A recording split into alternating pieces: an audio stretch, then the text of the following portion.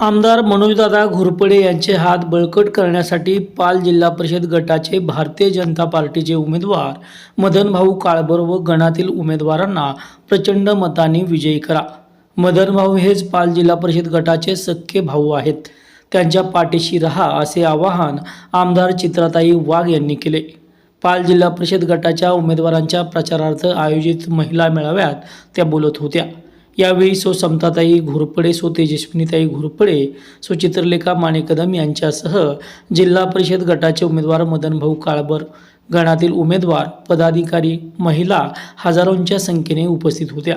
मदनभाऊ काळबर, तुम्हाला खंडोबाचा आशीर्वाद आहे, त्यामुळे तुमचा विजय निश्चित आहे, असे यावेळी बोलताना चित्राताई वाघ म्हणाल्यात। आज 39-40,000 मतदार आहेत, त्याच्यात 20,000 19 ते 20,000 महिला मतदार। आज आपल्याकडे अतिशय सुंदर असं जिने आपलं मनोगत मांडलं ती धैर्यजा पण इकडे आहे, तू सुद्धा एक बाई आहेस। आणि मैत्रिणींनो, तुम्हाला माहिती आहे आपण आहोत मा जिजाऊच्या लेकी, आपण आहोत सावित्रीबाईच्या लेकी, पण आपली ताकद जर पहिल्यांदा कोणी ओळखली असेल ती आहे महामानव डॉक्टर बाबासाहेब आंबेडकरांनी। त्यांना कधी विसरू नका। त्यांनी आपल्याला मतदानाचा अधिकार दिला, मतदानाचा अधिकार दिला म्हणून आपलं महत्त्व वाढलं। आपण मुख्य प्रवाहात आलो, नाहीतर आपल्यासाठी वेगळी सभा झाली असती का? चित्रा वाघ कधी आमदार झाली असती का? नसती झाली। आज धैर्यजा उभी असती का? नसती उभी। आणि त्यामुळे महामानव डॉक्टर बाबासाहेब आंबेडकरांनी आपली ताकद ओळखली आणि या 50% महिलांना मुख्य प्रवाहात आणलं पाहिजे, हा त्यांचा विचार जो आज आपल्याला इथपर्यंत घेऊन आलाय मैत्रिणींनो। म्हणून एका जोरदार टाळ्या त्यांच्यासाठी झाल्या पाहिजे। महिलेमध्ये किती ताकद असते, महिला काय करू शकते, या आमच्या इथे चित्रलेखा मानेताई बसल्यात। रहिमतपूर सारखी नगरपालिका एकट्या आमच्या चित्रलेखाताईच्या नेतृत्वामध्ये त्या ठिकाणी निवडून आली। सोबत होता मनोज दादा, पण लढत होती आपली चित्रलेखाताई। आणि आज 25 वर्षाने पहिल्यांदा रहिमतपूरच्या नगरपालिकेवरती सुद्धा भारतीय जनता पार्टीचा नगराध्यक्ष बनला आहे। त्यामुळे चित्रलेखाताईंसाठी सुद्धा टाळ्या झाल्या। आणि मग मैत्रिणी, महामानव डॉक्टर बाबासाहेब आंबेडकरांनी आपल्याला अधिकार दिला, मग आपण आपली आई, आपली आजी मतदान करत राहिली। 50% महिलांनी देशातलं मतदान केलं। किती सरकार आले, किती गेले, किती मंत्री झाले, किती प्रधानमंत्री झाले, पण कोणी आपला विचार नाही केला। 2014ला ज्या वेळेला पहिल्यांदा प्रधानमंत्री झाले मोदीजी, त्यांनी पहिलं कुठलं काम केलं माहिती? त्यांनी बघितलं की या देशातली माझी आई, माझी बहीण आजही लोटे घेऊन रस्त्यावर जाते। कशाला जाते का? कशाला? कशाला? टॉयलेट होते का आपल्यासाठी? जर असं मागे जा, तुम्ही बोलता का नाही? जात होतात का जातच नव्हतात? जात होतात ना? कुठं जात होतात? रस्त्याच्या कडेला, शेतामध्ये। गाडी आली का? गाडी गेली का? सगळ्यांनी केले। आपल्या आईला काही इच्छा नव्हती की पोरीला रस्त्यावर पाठवायचं, पण करणार काय? टॉयलेटच नाही। आणि माझ्या भावांना पण मला सांगायचंय, घरची इज्जत असते, घरची बाई अंजन कुमार, आणि ती इज्जत ही फक्त तुमच्या घरची इज्जत नाही, माझ्या देशाची इज्जत आहे। आणि माझ्या देशाची इज्जत रस्त्यावर जाणार नाही असा विचार करणारा पहिला नेता, ज्याचं नाव नरेंद्र मोदी आहे। आणि त्यानंतर चालू झाली विकास गंगा। प्रत्येक घरात, फक्त महाराष्ट्रातल्या नाही, देशातल्या कानाकोपऱ्यात, खेड्यामध्ये प्रत्येकाच्या घरात आलं टॉयलेट। घरची इज्जत घरची नाही, देशाची इज्जत आहे। आज सुद्धा जर तुम्ही नीट बघितलं, जर मोदीजींच्या 100 योजना असतील, 35 योजना फक्त महिलांसाठी आहे। अगं, बाईच्या जन्मापासून तर सरणापर्यंत मोदीजी हात धरून उभे। जेव्हा एखादी मुलगी गरोदर राहते तेव्हा काय अवस्था आपल्याला? काय आता मुलगा का मुलगी काय लागतं? जरा जोरात बोला ना. हा, किती हळू बोलताय. मुलगा म्हणजे वंशाचा दिवा. केवढे दिवे बसलेत बघा बघा. आणि आपण कोण? आपण पणत्या. पणती दोन घरात उजेड देते. ज्या वेळेला मोदीजी आले त्यावेळेला दिवे होते 1000 आणि पणत्या होत्या 600 650. मुलगीच नको, मुलगी जन्मालाच येऊ द्यायची नाही, ही मानसिकता समाजाची झाली होती. आणि म्हणून मोदीजी म्हणले काळजी करू नका, तिच्या शिक्षणाचा खर्च मी करतो. मुलगी जन्माला आली की त्या दिवसापासून दिदी होईल, 18 वर्षाची होईल. माझी दिदी, माझी ताई ही त्या ठिकाणी लखपती दिदी होईल. पण मुलीला जन्म द्या हे सांगणारा पहिला प्रधानमंत्री, त्याचं नाव नरेंद्र मोदी आहे. आता तुम्ही मला सांगा, बेटी बचाव बेटी पढाव अशा पद्धतीचं एक अभियान त्यांनी राज्यात चालवलं, देशात चालवलं. आणि आता त्या ठिकाणी मुलींचा जन्मदर हा वाढत चाललाय. त्याचबरोबर आधी घरी बाळंतपणं व्हायची, आईच्या जीवाला धोका, बाळाच्या जीवाला धोका. मोदीजी म्हणले असं करू नको ताई, हॉस्पिटलला जा, तिथे जाऊन बाळाला जन्म दे, तुझ्या खात्यामध्ये 5000 रुपयाचा निधी प्रधानमंत्री मातृवंदन योजना देतो. असा कोण प्रधानमंत्री बघितलाय का ग? लेकरू कोणाचं?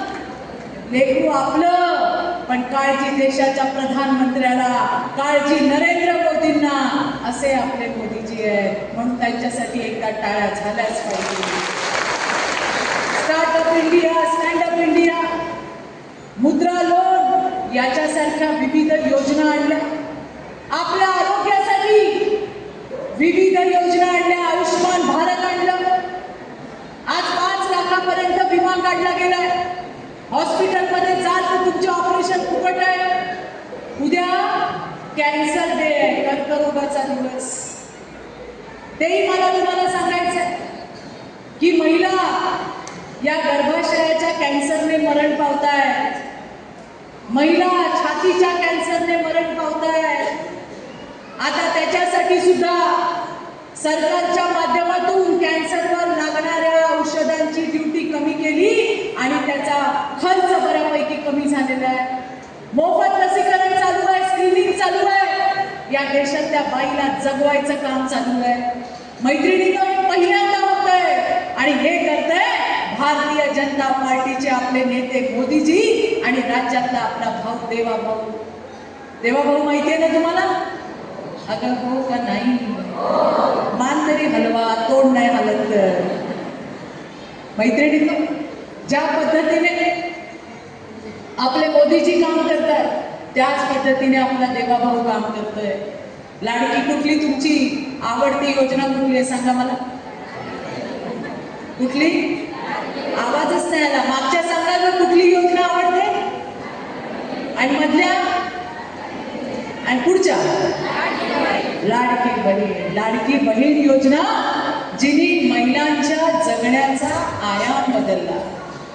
पैसे काही खूप नाही आहे, 1,500 रुपये. 1,500 रुपयाने बंगला नाही बांधला जात. 1,500 रुपये बंगला बांधला जात नाही, पण ते 1,500 रुपये माझ्या हक्काचे.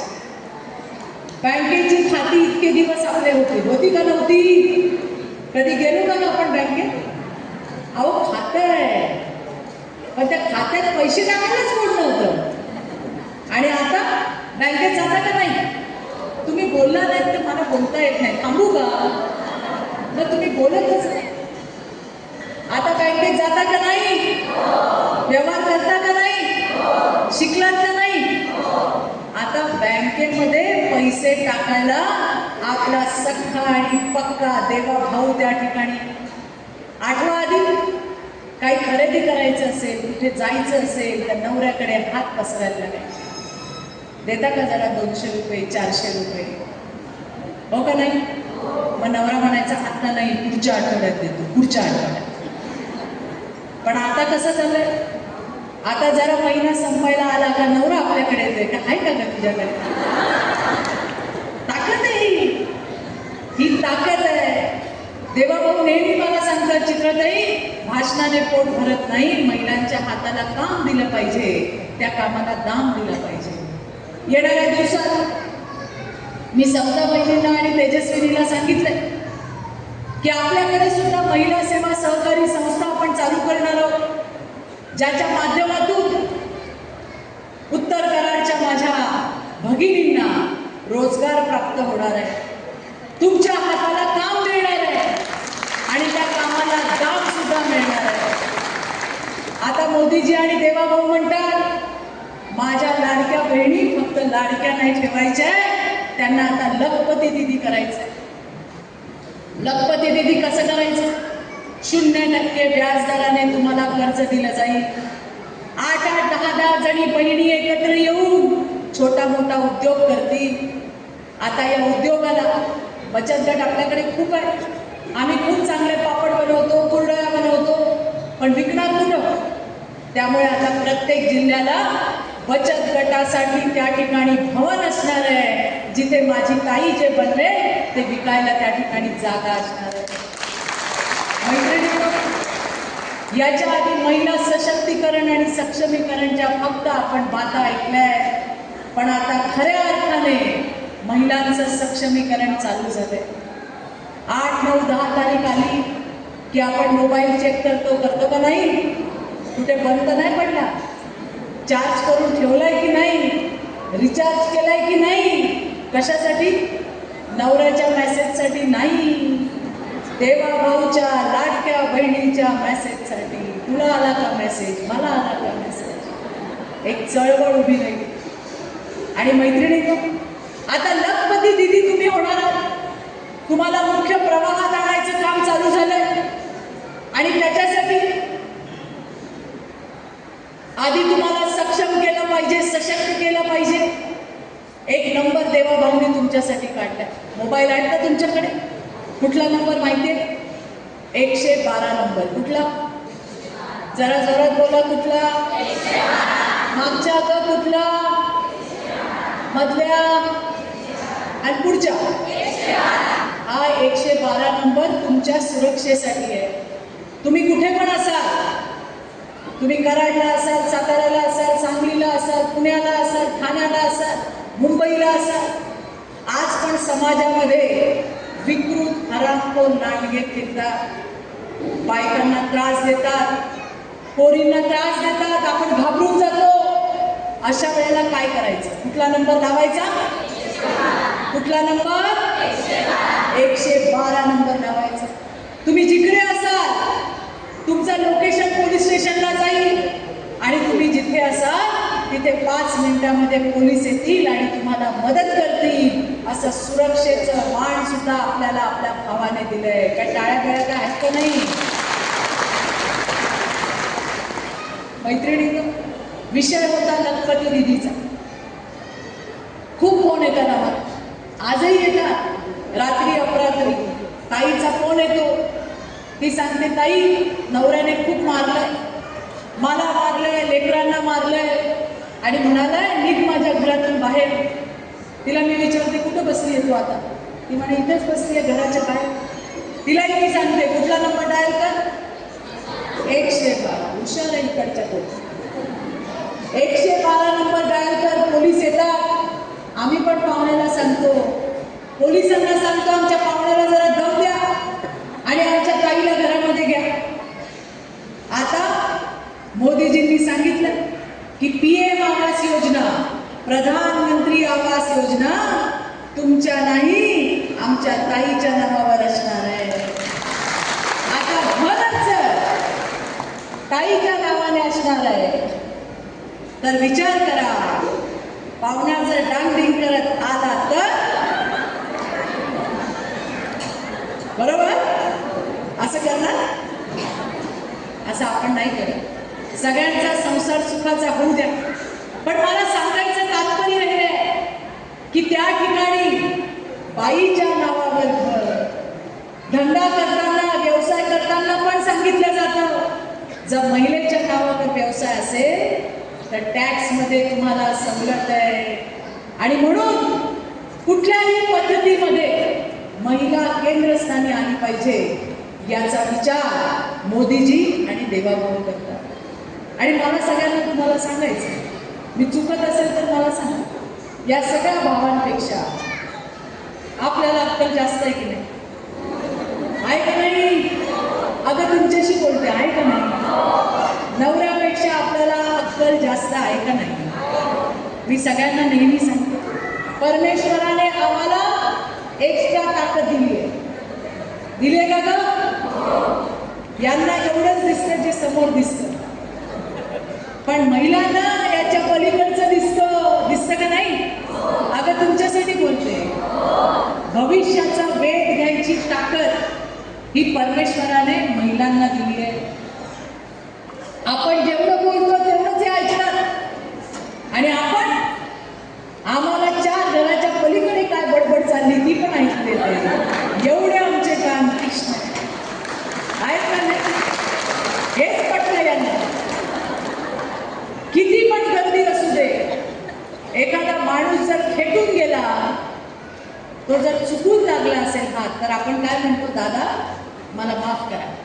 आणि जर कोणी चुकून लावला असेल हात, तर आपली चप्पल आणि त्याचं थोबाड, हे सुद्धा कळायची ताकद फक्त महिलांना.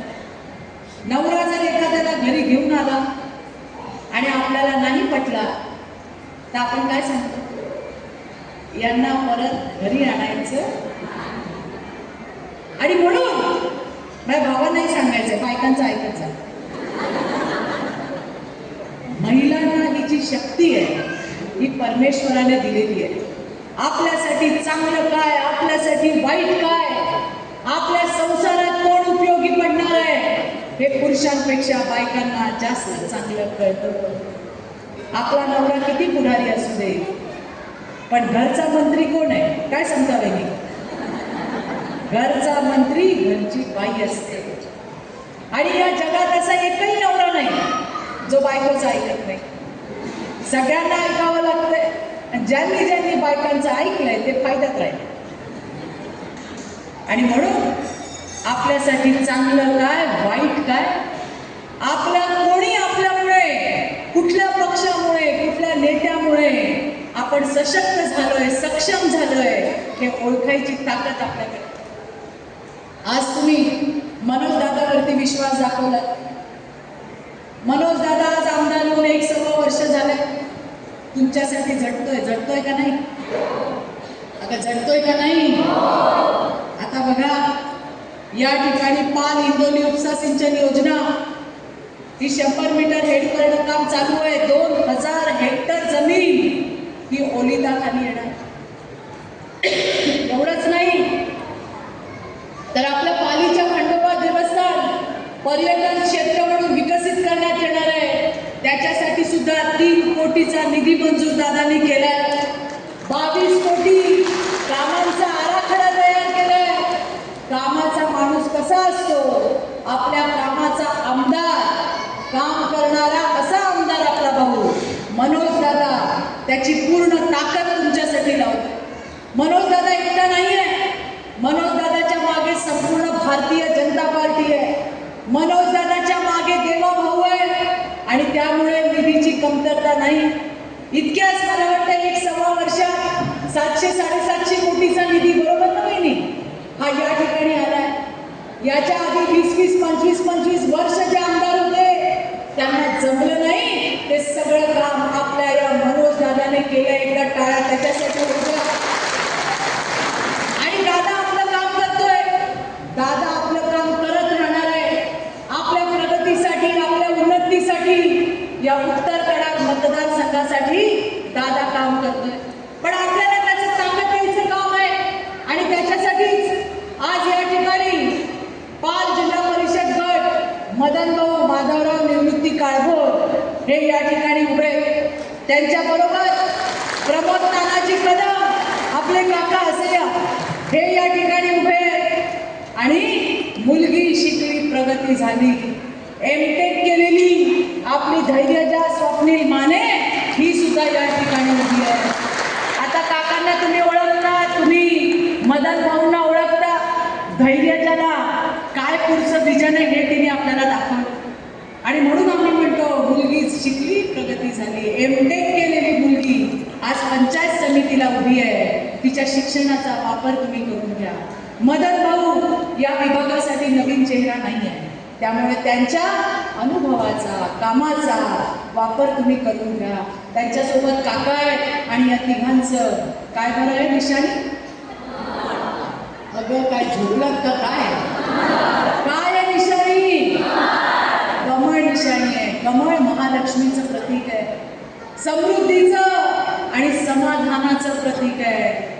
जे कमळ आपल्या जन्मापासून आपल्यासोबत उभं आहे, आपल्या सणापर्यंत आपल्यासोबत उभं आहे, अशा कमळाला ताकद द्यायची आता वेळ आली आहे भगिनींनो. आणि त्यासाठी 7 तारखेला, किती तारखेला? किती तारीख? निशाणी काय? कुठलं? कमळची निशाणीचं बटन दाबून या तिघांना सुद्धा भारी भरकम मतांनी निवडून द्यायचंय. हेच मला सांगायला मी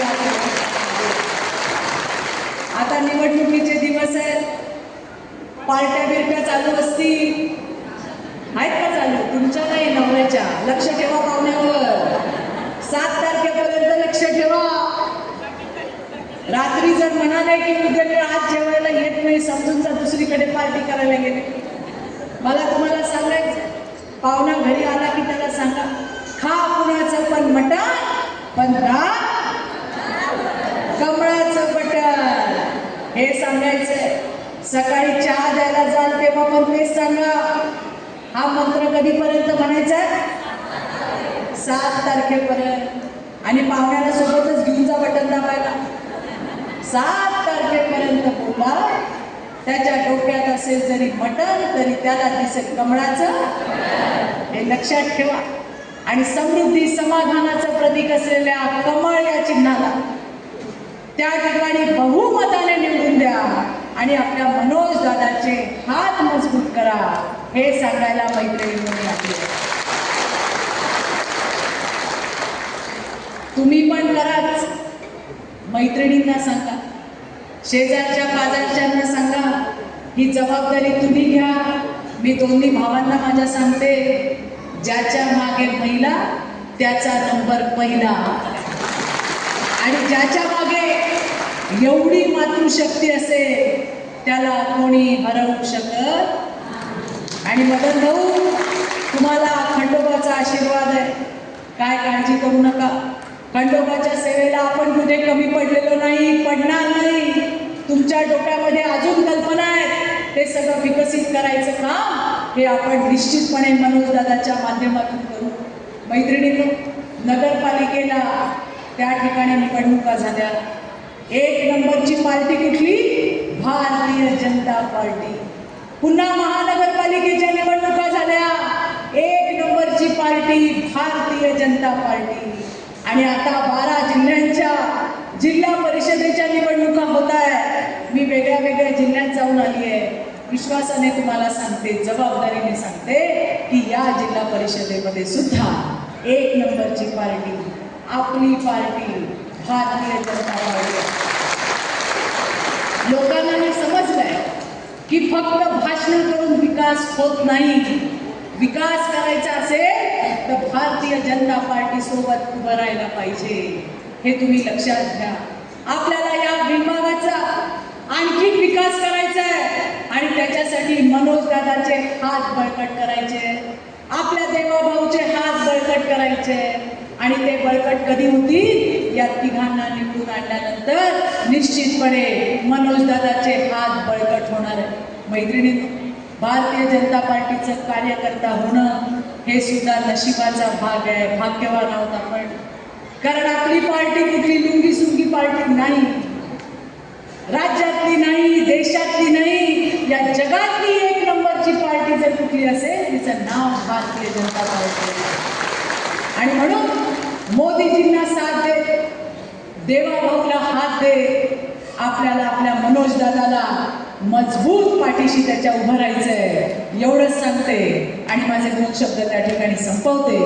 जाता जाता जरा घोषणा द्या, हात वर करू. हात सगळे वर.